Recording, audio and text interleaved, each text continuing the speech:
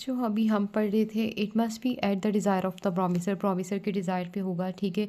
To be given by promisee और any other person, यानी कि प्रोमिसी देगा, यानी कि अगर ये अपने गुड्स बेच रहा है तो प्रोमिसी क्या करेगा, उसको मनी देगा इन रिवॉर्ड। या कोई भी पर्सन जो है, यानी कि उसके प्रोमिसी का एजेंट हो गया, मे बी पास्ट प्रेजेंट या फ्यूचर में भी हो सकता है, ठीक है। Consideration must be of some value, यानी कि उसकी अमाउंट होनी चाहिए। क्विड प्रो क्यू, इससे मैक्सिमम रिलेट करता है, समथिंग फॉर समथिंग। सेक्शन 23 हमें कह रहा है अनलॉफुल कंसिडरेशन, मतलब कि नहीं होना चाहिए। Consideration must B lawful, it must not be forbidden by law, मतलब कंसिडरेशन जो भी हो वो फॉरबिडन बाय लॉ ना हो, फ्रॉडुलेंट ना हो, ये कोई उसमें डिफेक्ट ना हो जो कि उसको किसी लॉ ने उसको कहा हुआ है कि डिफेक्ट प्रोविजन ऑफ लॉ, यानी कि लॉ ने उसको कोई डिफेक्ट करार दे दिया है कि इस तरह कंसिडरेशन नहीं होनी चाहिए, तो उस तरह ना हो। फिर इमोरल या अपोज टू पब्लिक पॉलिसी, ऐसी कंसिडरेशन ना हो जो कि इमोरल हो या पब्लिक पॉलिसी को उससे नुकसान पहुंच रहा हो, या इंजरी टू पर्सन या हिज प्रॉपर्टी वगैरह जो है उस तरह की कंसिडरेशन ना हो। अगर इससे रिलेटेड कोई कंसिडरेशन हुई तो हम समझेंगे कि ये कंसिडरेशन क्या है, अनलॉफुल है। और अनलॉफुल कंसिडरेशन अगर कॉन्ट्रैक्ट में आ जाए तो वो वॉइड कॉन्ट्रैक्ट हो जाता है। नेक्स्ट आगे हम देखते हैं कंसर्न। सेक्शन 13 कंसर्न से रिलेट करता है कि व्हेन टू और more person when they agreed upon same thing in a same sense, यानी कि दो या दो से ज़्यादा पर्सन जो है एग्री हो जाए एक ही चीज़ के ऊपर और इन द सेम सेंस, एक ही सेंस के ऊपर, तो हम बोलेंगे कि दोनों एग्री हो गए, रजामंद हो गए, उन्होंने अपनी कंसर्न दे दी है कॉन्ट्रैक्ट के लिए। फिर सेक्शन 14 देख लेते हैं कि फ्री कंसर्न क्या होता है, कि वो कंसर्न जिसके अंदर कोर्जन ना हो, एंडी इन्फ्लुएंस ना हो, फ्रॉड ना हो, मिसरिप्रेजेंटेशन ना हो, कोई मिस्टेक ना हो, मिस्टेक ऑफ लॉ या मिस्टेक ऑफ फैक्ट ना हो, तो हम बोलेंगे कि वो कंसर्न क्या है, वो फ्री थी।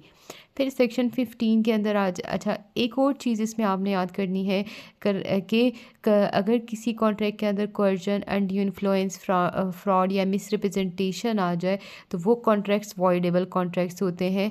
और मिस्टेक जहाँ पर आ जाए तो वो कॉन्ट्रैक्ट्स क्या होंगे, या तो वॉइड होंगे या वैलिड होंगे। सेक्शन 15 देखते हैं कोर्जन।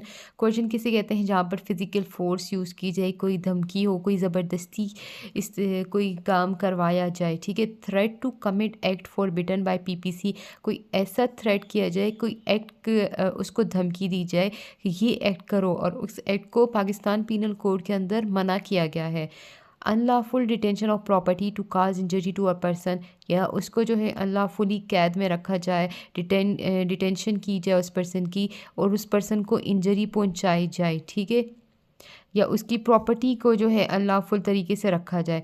फिर थर्ड के अंदर कहता है to cause person to enter into any agreement, यानी कि जहाँ पर थ्रेड हो, जहाँ पर अनलॉफुल डिटेंशन ऑफ प्रॉपर्टी हो, और उसको इतना प्रेशर डाला जाए कि वो एक एग्रीमेंट के अंदर इंटर हो जाए, तो हम बोलेंगे कि ऐसा जो एग्रीमेंट होगा वो कोर्जन के अंदर आएगा, ठीक है।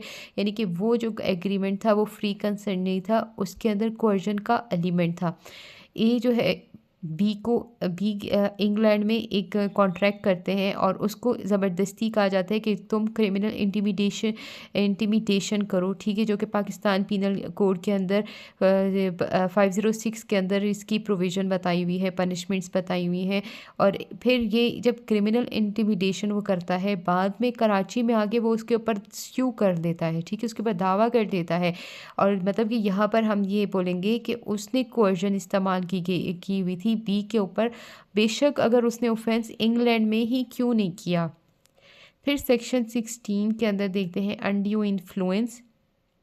ड्यू इन्फ्लुएंस अगर देखा जाए तो इसमें ये कहा जाता है कि कोई भी मतलब कि अपना इन्फ्लुएंस इस्तेमाल कर दे, उससे कोई काम करवाए, कोई अपनी अथॉरिटी इस्तेमाल करे, कोई या उसके साथ कोई फिड्यूशरी रिलेशनशिप हो या डोमिनेटिंग पोजीशन इस्तेमाल करे, और उससे किसी दूसरे पर्सन से जो उसके मातहत हो या वो डोमिनेटिंग ना हो, उससे कोई काम करवाए, तो हम कहेंगे ऐसा जो कॉन्ट्रैक्ट होगा वो अनड्यू इन्फ्लुएंस के अंदर किया गया है, वो फ्री कंसेंट से नहीं किया।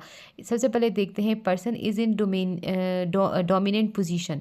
डोमिनेंट पोजीशन यानी घर में जो है सबसे ज़्यादा बड़े भाई को अगर तरजीह दी जाती है, बड़ा भाई अगर अपनी जो वो इन्फ्लुएंस है अपनी पोजीशन इस्तेमाल करते हुए अपने छोटे भाई से कोई काम करवाए तो हम बोलेंगे कि एंड्यू इन्फ्लुएंस यहाँ पे था।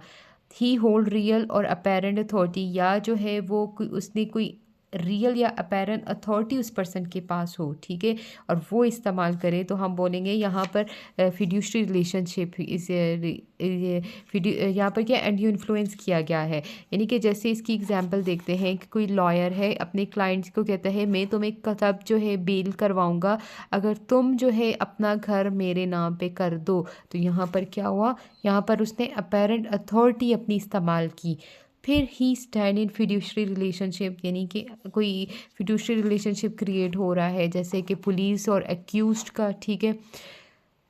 फिर नेक्स्ट कहता है he make contract with person who is mentally ill है, या बच्चा है, माइनर है, या डिस्ट्रेस है, ठीक है, मतलब कि मेंटली फिट नहीं है, बीमार है। तो ऐसे किसी पर्सन के साथ अगर कोई कॉन्ट्रैक्ट किया जाए और उसको इसके ऊपर इन्फ्लुएंस किया जाए तो इसको भी हम कहेंगे कि यहाँ पर एंड यू इन्फ्लुएंस किया है। जैसे डॉक्टर और पेशेंट का अगर हो गया, डॉक्टर अगर पेशेंट का एक्सीडेंट हुआ है और वो इतना सीरियस है और डॉक्टर उसको कह रहा है कि तुम अपना घर मेरे नाम पे करो, अगर जब तुम मेरे अपने नाम पे अपना घर मेरे नाम पे करोगे उसके बाद ही मैं तुम्हारा ट्रीटमेंट वगैरह करूँगा। वो बीमार था, उसका एक्सीडेंट हुआ था, तो इसमें हम बोलेंगे कि उसके घर के लिए उसने यहाँ पर अनड्यू इन्फ्लुएंस इस्तेमाल किया।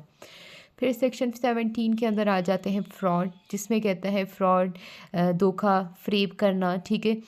कि फ्रॉड में क्या है, कोई भी पर्सन अगर कॉन्ट्रैक्ट क्या कर रहा है दूसरे पर्सन के साथ, उसकी फुल इंटेंशन हो, इंटेंशन टू डिसीव समवन, यानी कि उसकी इंटेंशन है कि वो उसको धोखा देगा, इंटेंशन टू इंड्यूस समवन, यानी कि उसको वरगलाना चाह रहा है, उसकी फुल इंटेंशन है। यानी कि इस कैसे फ्रॉड होगा, एक्टिव कंसीलमेंट ऑफ फैक्ट्स, कोई भी फैक्ट्स है एक्टिवली वो फैक्ट्स उससे छुपा लिए जाए, उस चीज़ के बारे में है। यानी कि वो अगर घर बेच रहा है, उस घर के अंदर जो है पानी नहीं आ रहा, कोई बिजली नहीं है, उसने जानबूझ के ये चीज़ उससे छुपाई है, तो ये हम बोलेंगे उसने फ्रॉड किया है। Promise without intention to perform, या जो है वो एक एग्रीमेंट में उसके साथ इंटर तो हो रहा है लेकिन उसकी इंटेंशन ही नहीं है कि वो उस एग्रीमेंट को कल को परफॉर्म करेगा कि नहीं करेगा। मेक अनट्रू स्टेटमेंट, कोई स्टेटमेंट जो है किसी भी चीज़ के बारे में कि ये घर जो है ये इतना प्यारा है, ये ऐसे है, ये ऐसे, मैंने इसमें इतने करोड़ पैसे लगाए हैं, या इसमें मैंने जो है टाइलें जो लगाई हैं ये इतनी बेहतरीन है, लेकिन वो जो टाइलें उसने इस्तेमाल की हैं वो 2 नंबर की हो, या जो सीमेंट वगैरह इस्तेमाल किया है वो 2 नंबर का था। तो यानी उसने ट्रू स्टेटमेंट जो है छुपाई है, तो यहाँ पर भी उसने क्या किया, फ्रॉड किया है। एक्ट टू डिसीव, कोई ऐसा एक्ट करता है कि जिसमें वो धोखा देना चाह रहा है, या एक्ट या ओमिशन डिक्लेयर बाय लॉ, कोई एक्ट या ओमिशन है जिसको लॉ ने भी डिक्लेयर किया है कि ये फ्रॉड के ज़ुमरे में आता है, तो उसको हम फ्रॉड ही बोलेंगे। यानी इसको एग्जाम्पल से देखते हैं कि ए सेल हॉर्स टू बी, ए जो है बी को एक घोड़ा बेच रहा है जो कि अनसाउंड माइंड घोड़ा था, और उसने ये फैक्ट उससे छुपाया, तो यहाँ पर हम बोलेंगे कि उसने फ्रॉड किया है। एक और जो मेन पॉइंट है जो कि एमसीक्यूज़ में आ सकता है कि mere silence is also fraud, यानी कि एक पर्सन को पता है उसको कि ये जो घोड़ा था ये अनसाउंड माइंड था, उसने जानबूझ के ही नहीं बताया, तो वो उस पर ख़ामोश हो गया, ठीक है, बी को उस फैक्ट के बारे में नहीं बताया और वो उस पर ख़ामोश हुआ, तो इसको भी हम फ्रॉड के ज़ुमरे में ये चीज़ आएगी कि उसने फ्रॉड कमिट किया है।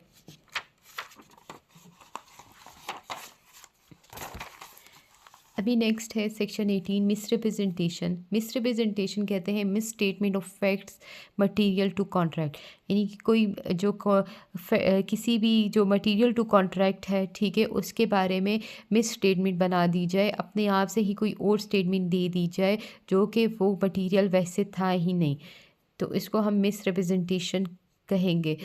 सबसे पहले देखते हैं कि अनवारंटेड स्टेटमेंट, कोई अनवारंटेड स्टेटमेंट कर दे, यानी कि no proper information about statement, या उसको कोई बिलीव ही ना हो, उसको इन्फॉर्मेशन ही नहीं है उस चीज़ के बारे में और वो अपने आप से कोई स्टेटमेंट बना ले, तो ये भी मिसरिप्रेजेंटेशन हो गया, ठीक है।